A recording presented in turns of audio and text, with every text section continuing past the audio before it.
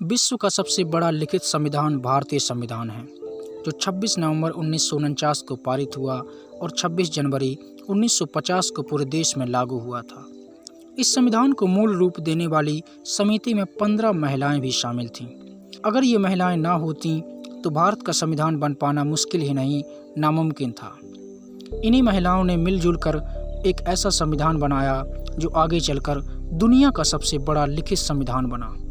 इन महिलाओं की भारतीय संविधान के साथ साथ भारतीय समाज के निर्माण में भी महत्वपूर्ण भूमिका रही। तो आइए जानते हैं उन महिलाओं के बारे में जिन्होंने मिलकर भारतीय संविधान बनाया और भारतीय संविधान को एक अलग रूप दिया। नंबर 1, दक्षयानी बेलायुधन।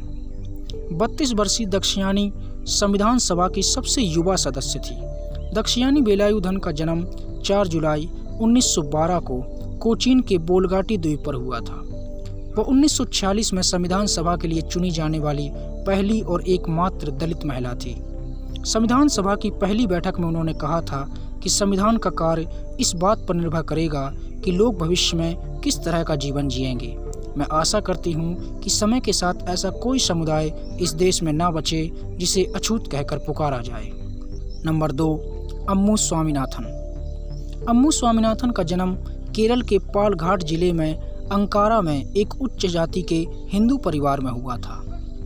उन्होंने 1917 में वुमेन्स इंडिया एसोसिएशन का गठन किया और वह 1946 में मद्रास संविधान सभा का हिस्सा बनी। नंबर 3, बेगम एजाज रसूल। बेगम एजाज रसूल का जन्म एक राजसी परिवार में हुआ था। वह संविधान सभा की एकमात्र मुस्लिम महिला सदस्य थी। वह 1952 में राज्यसभा के लिए चुनी गई और 1969 से 1990 तक उत्तर प्रदेश विधानसभा की सदस्य भी रहीं। नंबर 4, दुर्गाबाई देशमुख। दुर्गाबाई देशमुख का जन्म 15 जुलाई 1909 को राजमुंद्री में हुआ था।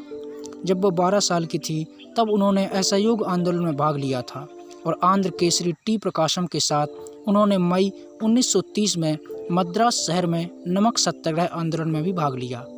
1936 में उन्होंने आंध्र महिला सभा की स्थापना की, जो एक दशक के भीतर ही मद्रास शहर में शिक्षा और सामाजिक कल्याण की एक महान संस्था बन गई।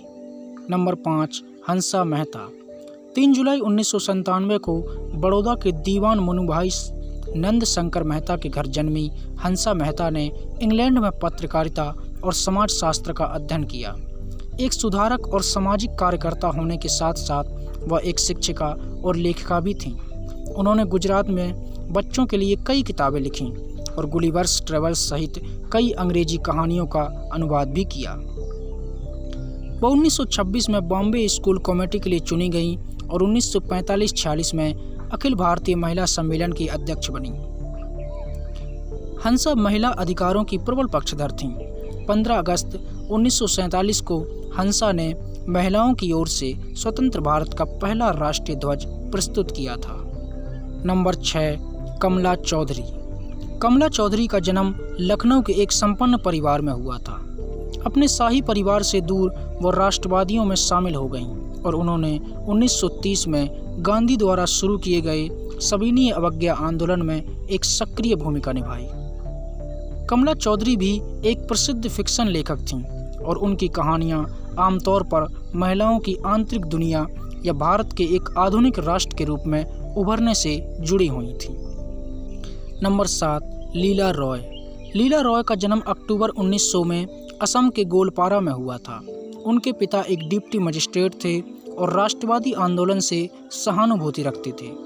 उन्होंने 1921 में वैथ्यून कॉलेज से स्नातक की उपाधि प्राप्त की।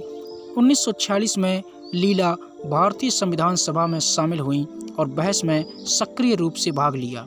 उन्होंने हिंदू कोड बिल के तहत महिलाओं को संपत्ति का अधिकार, न्यायपालिका की स्वतंत्रता, हिंदुस्तान को राष्ट्रीय भाषा घोषित करने जैसे मामलों की जबरदस्त पैरवी की। नंबर 8, मालती चौधरी। मालती चौधरी का जन्म 1904 में तत्कालीन पूर्वी बंगाल, जो अब बांग्लादेश में है, एक प्रतिष्ठित परिवार में हुआ था। नमक सत्याग्रह के दौरान मालती चौधरी अपने पति के साथ भारतीय राष्ट्रीय कांग्रेस में शामिल हुईं और आंदोलन में भाग लिया। नंबर 9, पूर्णिमा बनर्जी। संविधान सभा में पूर्णिमा बनर्जी के भाषणों के एक और खास पहलू समाजवादी विचारधाराओं के प्रति उनकी दृढ़ प्रतिबद्धता थी। शहर समिति के सचिव के रूप में वह ट्रेड यूनियनों, किसान सभाओं को सुलझाने, संगठित करने और अधिक से अधिक ग्रामीण जुड़ाव की दिशा में काम करने के लिए जिम्मेदार थीं। नंबर 10, सुचेता कृपलानी। भारतीय स्वाधीनता संग्राम के अंतिम पंक्ति के नेताओं में सुचेता भी शामिल थीं।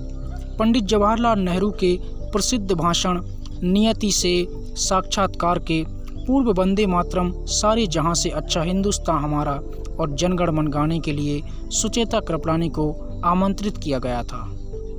विजय लक्ष्मी पंडित। विजय लक्ष्मी पंडित का जन्म 18 अगस्त 1900 को इलाहाबाद में हुआ था। वो भारत के पहले प्रधानमंत्री जवाहरलाल नेहरू की बहन थीं। उन्हें 1932 से 33, 40 और 42 से 43 में 3 अलग अलग मौक़ों पर अंग्रेज़ों ने कैद किया और 1937 में स्थानीय सौ सरकार और सार्वजनिक स्वास्थ्य मंत्री के रूप में कैबिनेट मंत्री बनने वाली भारतीय की पहली महिला थी। सरोजिनी नायडू।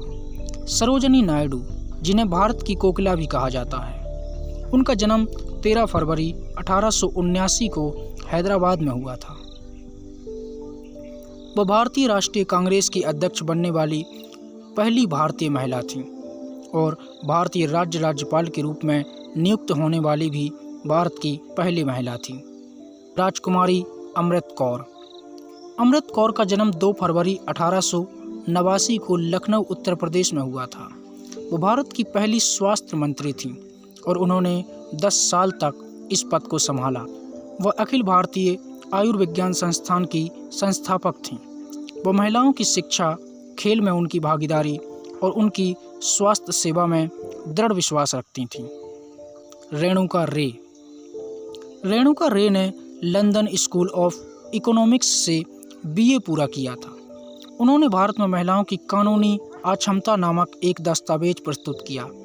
1943 से 1946 तक वो केंद्रीय विधानसभा, तत्कालीन संविधान सभा और अनंतिम संसद की सदस्य थीं। Any Mascarene. एनी मास्करीन का जन्म केरल के तिरुवनंतपुरम के एक लैटिन कैथोलिक परिवार में हुआ था। वो त्रिवणकोर राज्य कांग्रेस कार्य समिति का हिस्सा बनने वाली पहली महिला थीं।